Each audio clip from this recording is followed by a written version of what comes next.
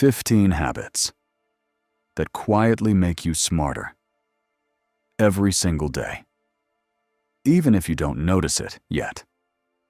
True intelligence rarely announces itself.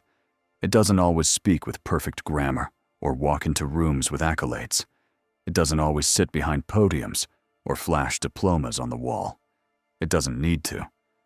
Because real intelligence doesn't seek validation. It seeks truth. More often than not, it whispers. It shows up in the pause before a reaction, in the question asked when everyone else is rushing to speak, in the humility to say, "I don't know, yet."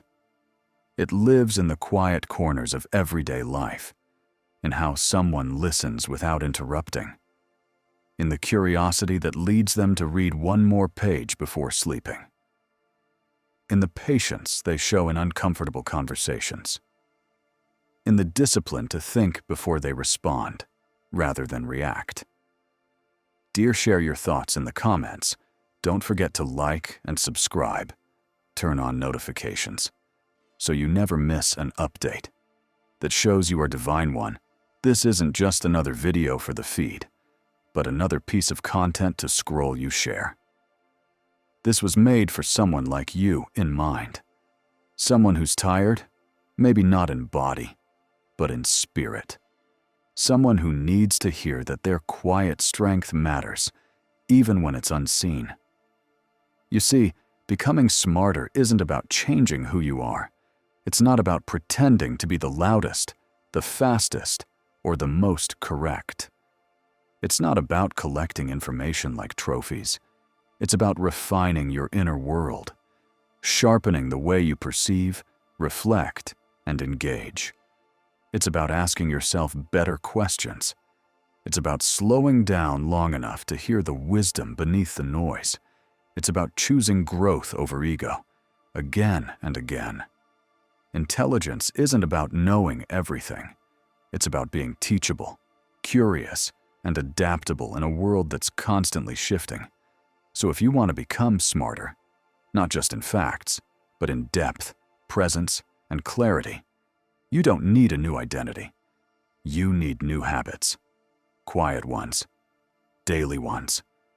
Ones that stretch your thinking, deepen your self-awareness, and challenge your patterns. And the 15 habits that follow? They're not quick fixes. They're invitations to live more intelligently, one intentional choice at a time. 1. Read what confronts you, not just what comforts you. Most people read to feel safe, to feel justified, to feel like they're already enough, already right. It's natural. Validation is a kind of emotional sugar. It gives us a quick high, a sense of certainty.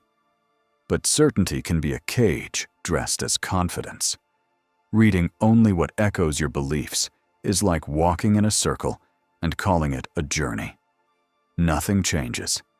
Nothing expands. You're simply deepening the grooves of what you already think, already know, already expect.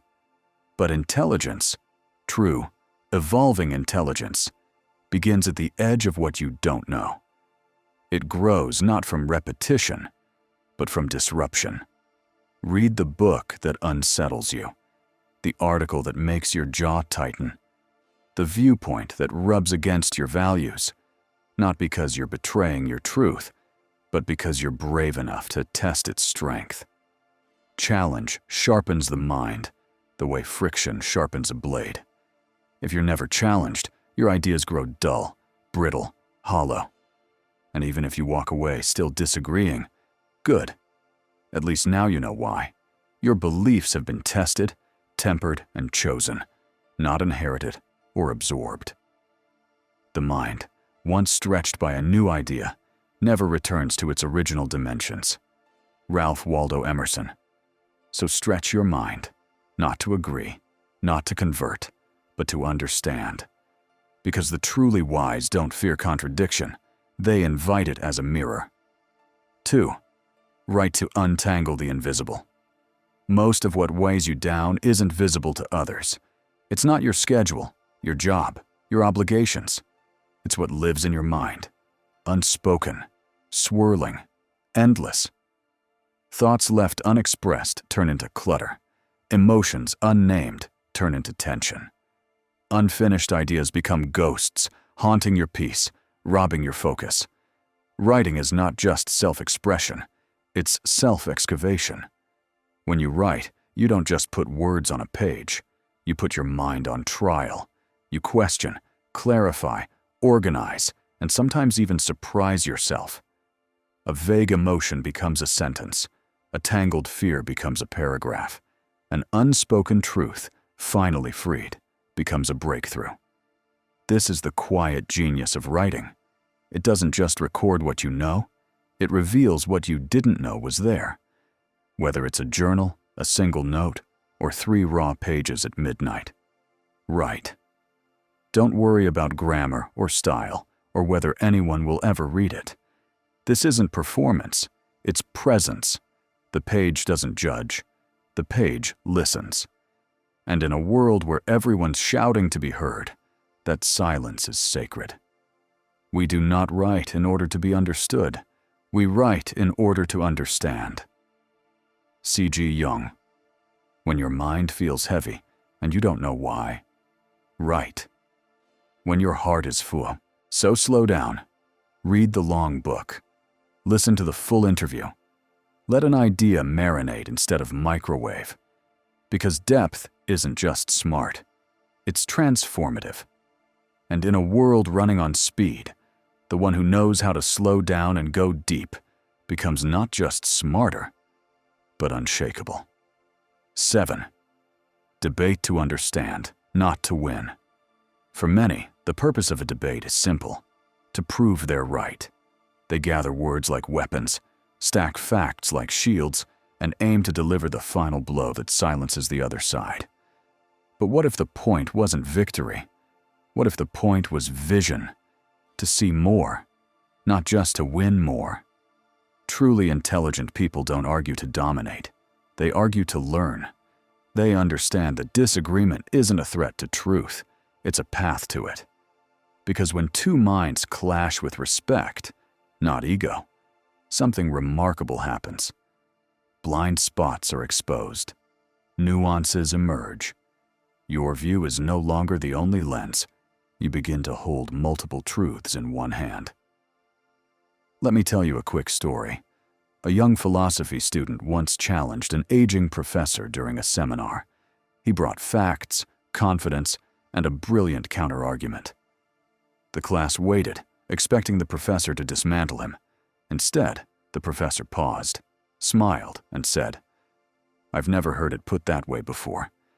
Thank you for showing me something I couldn't see from where I stood." That moment taught everyone more than the debate itself. It revealed a higher form of intelligence, intellectual humility. The student's argument was sharp, but the professor's openness was wiser. True debate isn't about scoring points. It's about expanding perspectives. It's about sharpening your mind through contact with other minds. You become less reactive, more reflective, less tribal, more thoughtful. It is the mark of an educated mind to be able to entertain a thought without accepting it. Aristotle. So the next time you disagree with someone, pause. Are you listening to respond or to understand? Are you trying to win or to widen? Because the smartest people are not those who speak the loudest. They are the ones who can sit inside disagreement and still remain curious.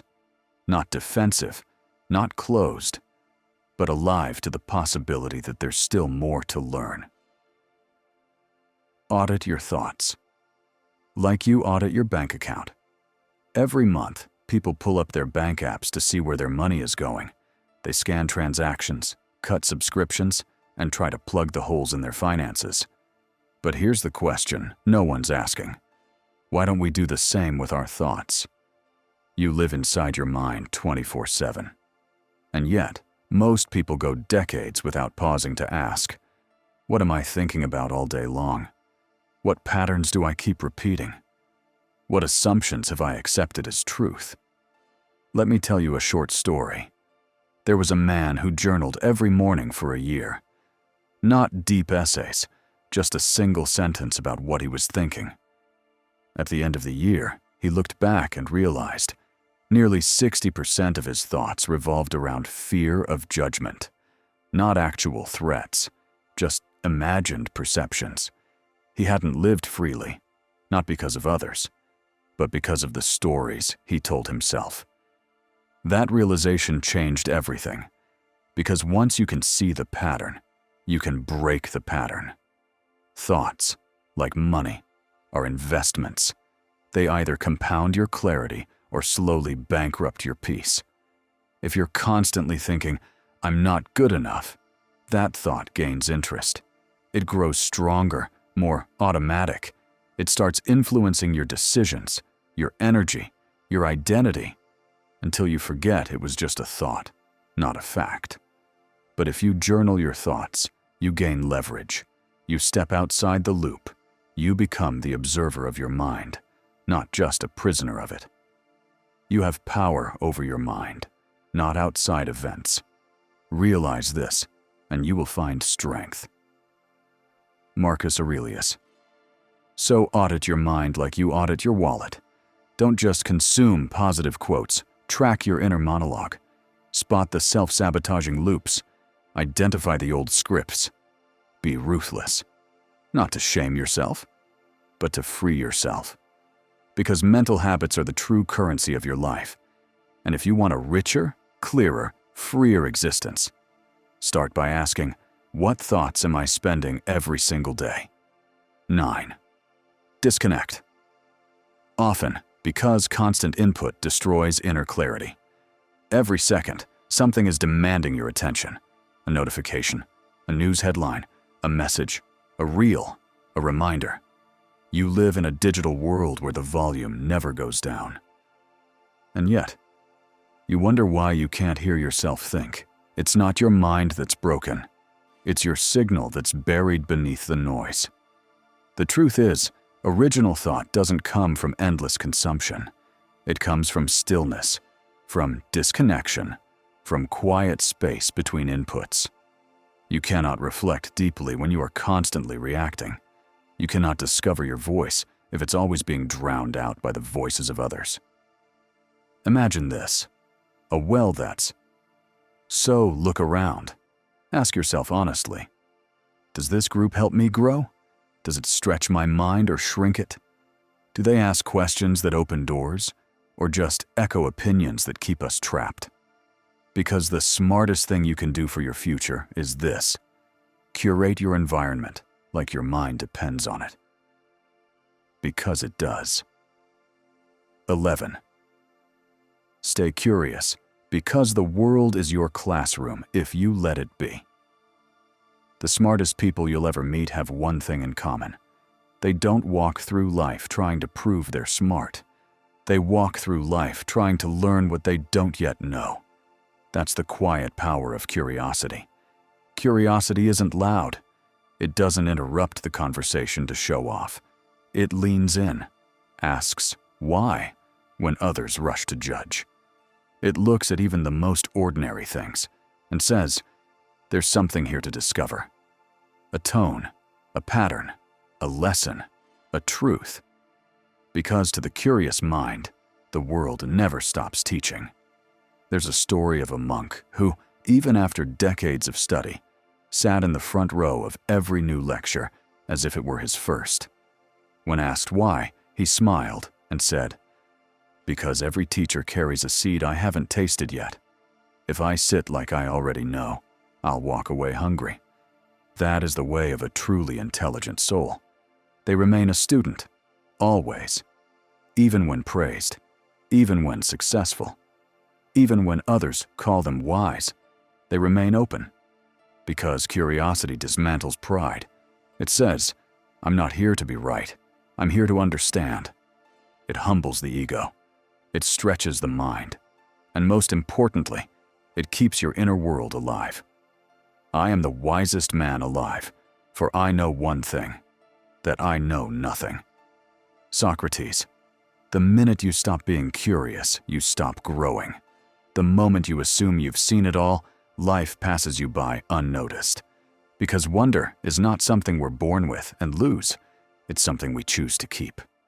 So treat life like a classroom with no final exam. Let strangers be your textbooks.